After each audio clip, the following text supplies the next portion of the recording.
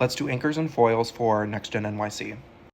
Before we get into it, I do want to say that this show is a psychological portrait of what happens when you are raised within the cocoon of money, right? Like, we're watching all of these people be individually affected by what it feels like to either have rich parents or not have rich parents, right? Only one of them is a girl boss, and everyone else is slowly realizing the weight of what it takes to make yourself in New York, and especially the level of respect that you get depending on how self-made you are, right? I'm from here, and it's fascinating to me to watch these young people because these are all just sort of archetypes of people that I used to know or have known, right? And so the poor little rich boy thing that Charlie is doing, this idea that, like, oh, I will never be anything without my parents' money, or like, I am realizing that I'm a loser without this person's money, is sort of what drives a lot of people crazy. The second thing I want to say is that I do not like the way that they're treating Riley. My sister has been ganged up on by a lot of people on the cast, and I do think that Riley is young, and I excuse a lot of stuff because she is young and she did grow up in a bubble, but the way that these people talk to her is really inappropriate, and it's really pissing me off.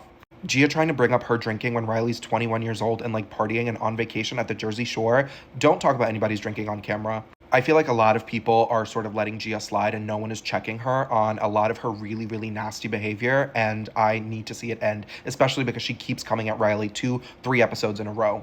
Moving on to anchors and foils, Gia is obviously a foil. She doesn't really have a storyline. She refused to move to the city for the show. She gives nothing on camera. She can go. We don't ever need to see Gia on camera again.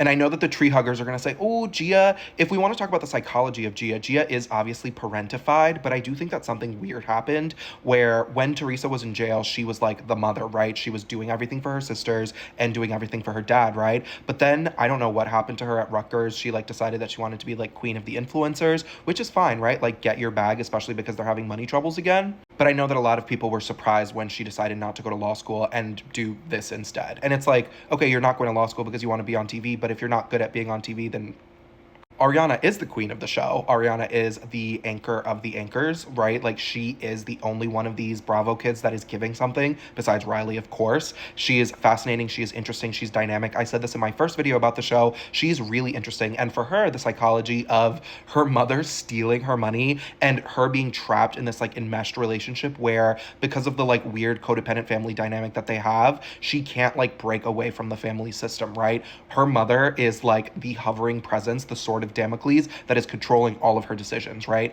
And obviously she loves Hudson, but like the fact that he is the son of a billionaire is very, very interesting. Brooks is also a foil. He is giving nothing, and I'm really, really annoyed with the show that they keep doing this like, ooh, let's listen to Brooks doing a voiceover when people are arguing. No, we're watching Bravo. We want to see the people fight. Let us see them fight. Don't cover up the fights with Brooks talking to himself. He gives nothing on camera. He is one of the most soulless, like devoid of charisma people that's ever been put on television.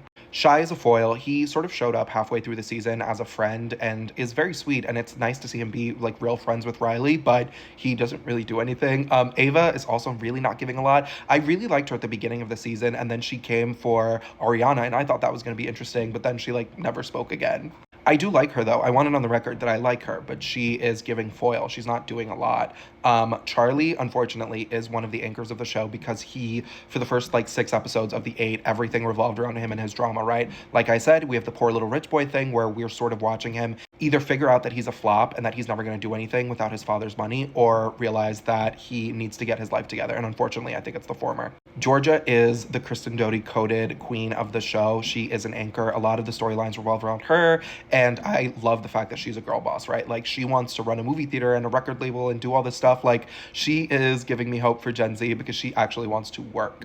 Hudson is a foil, I guess. He's like Ariana's boyfriend. I guess he's full-time on the show, but he is Ariana's boyfriend. And Amira, I really, really wanted more from her. I think she's so fun. I think she's so captivating on camera. She's so charismatic, but there aren't a lot of storylines involving her. She just kind of shows up and like gives a little bit, but I really, really, really want more from her. I love her. I want to watch her on camera 24/7. That said, I hope next season we do get a friend for Riley if the show gets renewed. I hope we get a friend for Riley. She can be a daughter of Bravo or not, but we need another Black person on this cast because the way that they gang up on Riley is really, really hard to watch.